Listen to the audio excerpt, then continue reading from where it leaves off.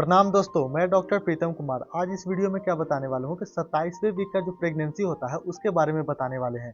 इसके पहले वाले जो वीडियो था वहाँ पे हम लोग क्या देखे थे कि 26 वीक का जो प्रेगनेंसी था तो उस दौरान बच्चे का डेवलपमेंट किस तरह से होता है, बच्चा कितना बड़ा हो गया है, अंदर हलचल किस तरह से कर रहा है।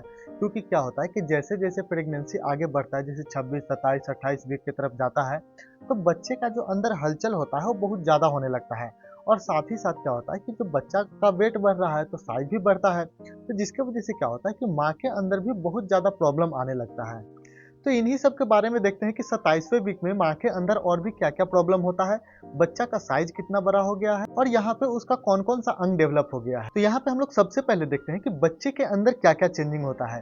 तो यहाँ पे जब 27 वीक का जब प्रेगनेंसी के बारे में बात करते हैं तो बच्चा का जो वेट होता है करीब-करीब 950 ग्राम से लेके 1 केजी तक यहाँ पे बच्चा का वेट हो जाएगा।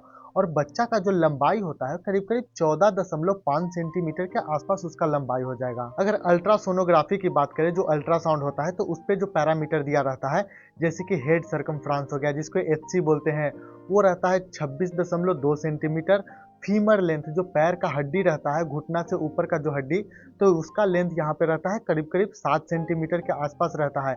एब्डोमिनल सर्कमफ्रांस जिससे कि दिया रहेगा एसी, जैसे हम लोग का पेट है तो इसका जो गोलाकार होता है एब्डोमिनल सर्कमफ्रांस, तो इसका वहाँ पे लेंथ दिया रहेगा कि ये करीब करीब होता है 22.75 सेंटीमीटर के आसपास होता है। और फिजिकल एग्जामिनेशन के दौरान एक फंडल हाइट चेक किया जाता है, जो एब्डोमिनल होता है, तो नीचे की तरफ करके और ऊपर की तरफ करके कि बच्चा कितना ऊपर गया हुआ है, तो एक टेप से लेके मेजर किया जाता है कि इसका हाइट कितना है।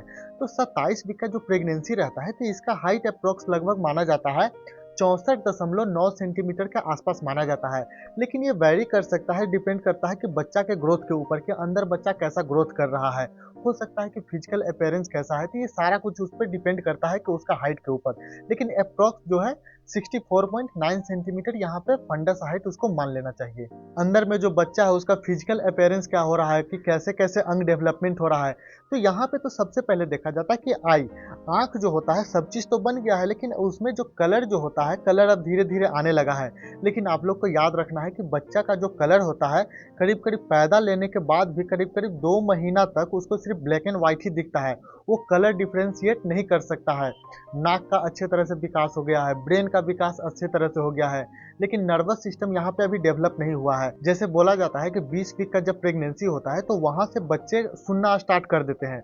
लेकिन क्या सुनते हैं, जो भी रहता है वो रिफ्लेक्स तो देता है, लेकिन वो कोऑर्डिनेट नहीं कर पाता है कि आखिर ये क्या हो रहा है। जब नर्वस सिस्टम का डेवलपमेंट होता है तो नर्व फाइबर होता है तो माइलिन शीट से कवर होता है, और जो माइलिन शीट से कवर होता है तो वही जो होता है एक दूसरे इंफॉर्मेशन को पहुंचाता है।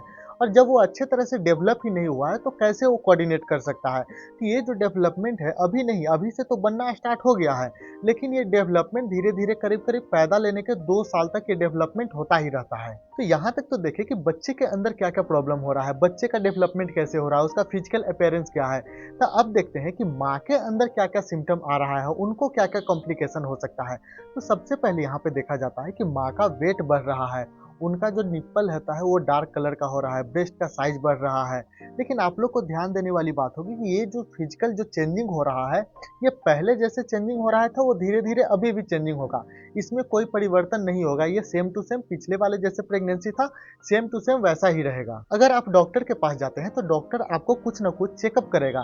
तो जैसे कि सबसे पहले आता है कि वो आपको ब्लड प्रेशर जांच करेगा, ब्लड के सहायता से आपके अंदर ब्लड का कमी है कि नहीं है, आपको एनीमिया तो नहीं है, किसी थायराइड का प्रॉब्लम तो नहीं है, तो ये सारा कुछ ब्लड रिपोर्ट में आएगा, तो ब्लड का टेस्ट होगा। साथ ही साथ यहाँ पे एक टेस्ट किया जाता है, ओरल ग्लूकोज टॉलरेंस टेस्ट।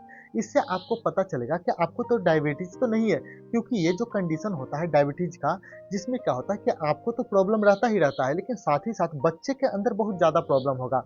क्या होता है कि जब भी आपको डायबिटीज होगा तो आपके अंदर शुगर का क्वांटिटी बढ़ा हुआ है, तो साथ ही साथ बच्चे के अंदर भी शुगर जा रहा है। तो बच्चे के अंदर जब शुगर जाएगा तो बच्चा के अंदर इंसुलिन का प्रोडक्शन ज़्यादा होगा। लेकिन याद रखिएगा कि बच्चा के अंदर जब इंसुलिन का प्रोडक्शन ज़्यादा होता है, शुगर उसको मिल रहा है, जैसे ही वो बाहर आएगा तो उसको तो उतना शुगर मिलेगा नहीं, उसको उतना कार्बोहाइड्रेट मिलेगा नहीं, तो उसका इंसुलिन तो ज़्यादा मिल रहा है, लेकिन कार्बोहाइड्रेट या शुगर उसको कम मिल रहा है, तो एकाएक वो हाइपोग्लाइसीमिया के केस में चल जाएगा, जिससे क्या हो सकता है कि आपका जो बच्चा हो सकता है कि बाद में आपको मर सकता है। तो इसलिए पहले से ही ये सारा चीज़ देखा जाता है कि कोई प्रॉब्लम तो नहीं है, यानी कि आपको शुगर तो नहीं है। तो ये सारा चीज करवाने के साथ साथ आपको ध्यान देना है कि आपको अच्छा हेल्दी डाइट भी लेना है, क्योंकि सारा कुछ डिपेंड करता है डाइट के ऊपर। क्या होता है कि बच्चा धीरे धीरे बढ़ रहा है, उसको एनर्जी चाहिए, तो एनर्जी कहाँ से मिलेगा? आपसे मिलेगा। तो आपको क्या करना है, आपको अच्छा खाइएगा तभी बच्चे के अंदर अच्छा खाना जाएगा। तो इसलिए आपको हेल्दी डाइट लेना है। तो हेल्दी डाइट जैसे आपको लेना है, कैल्शियम का सेवन करना है, प्रोटीन का सेवन करना है, बाहर का कोई खाना नहीं खाना है। खाना ऐसा खाना है कि जो कि हेल्दी रहे। फ्रूट खाइए, वेजिटेबल खाइए, ग्रीन वेजिटेबल खाइए। तो ये सब चीज़ क्या होता है कि इसमें अच्छे अमाउंट में सारा न्यूट्रिशन मिल जाता है। जो आपको डॉक्टर अगर सप्लीमेंट दे रहा है तो उस सप्लीमेंट का सेवन अच्छे से कीजिएगा। लेकिन आपको याद रखना है कि बाहर से आपको कोई सप्लीमेंट लेना नहीं है। क्या है कि बाहर से अगर कोई सप्लीमेंट लेंगे तो हो सकता है कि आपके अंदर कुछ प्रॉब्लम है, तो वो आपको डॉक्टर को नहीं बताएंगे, लेकिन कहीं ना कहीं आपको दिक्कत होगा, आपको बच्चों को प्रॉब्लम कर सकता है। तो इसलिए बाहर से कोई सप्लीमेंट न ले, जो आपको डॉक्टर द्वारा जो सप्लीमेंट दिया जाता है वही ले। बशर्ते वहां से न ले, कहीं और से ले ले, लेकिन वही चीज लेना है और कोई एक्स्ट्रा चीज नहीं आपको खाना है। इस दौरान आपको करना है, सोना अच्छे से है, स्ट्रेस कम लेना है, यानी कि तनाव मुक्त रहना है। कोई भी ऐसा फिजिकल एक्टिविटी नहीं करे जिसमें बहुत ज़्यादा हार्डवर्क हो। लंबे समय तक आपको खड़ा नहीं रहना है। जो हस्बैंड है, जो पापा बनने वाले हैं, डैडी बनने वाले हैं, उनको मैं बता देता हूँ कि उनको क्या करना है। घर का माहौल बिल्कुल अच्छे रखें, क्योंकि अगर आप घर का माहौल अच्छे रखिएगा तभी क्या होता है कि उनको स्ट्रेस नहीं होगा। जब स्ट्रेस नहीं होगा तो वो अच्छे रहेंगे। तो इसलिए घर का माहौल अच्छे रखना है, काम काज में हाथ बटाना है। हो सकता है कि उनको बहुत ज़्यादा कोई प्रॉब्लम हो रहा है, पैर में दर्द हो रहा है, लेग क्रैम्प तो होता ही है। इस दौरान उनको फुट मसाज दीजिए, कंफर्टेबल फील करवाइए। इससे क्या होगा कि आपको भी आसानी रहेगा, बच्चे को भी आसानी रहेगा और उनके मम्मी को भी आसानी रहेगा। तो इसलिए घर का जो माहौल रहता है बिल्कुल अच्छा रखना है आपको। तो ये था 27 वीक के प्रेगनेंसी के बारे में। इस दौरान हम लोग सारे कुछ बात किए कि कैसे बच्चा डेवलप हो रहा है, फिजिकली क्या चेंजिंग हो रहा है, माँ के अंदर क्या क्या चेंजिंग हो रहा है, उनको किस तरह से रहना है, क्या क्या खाना खाना है।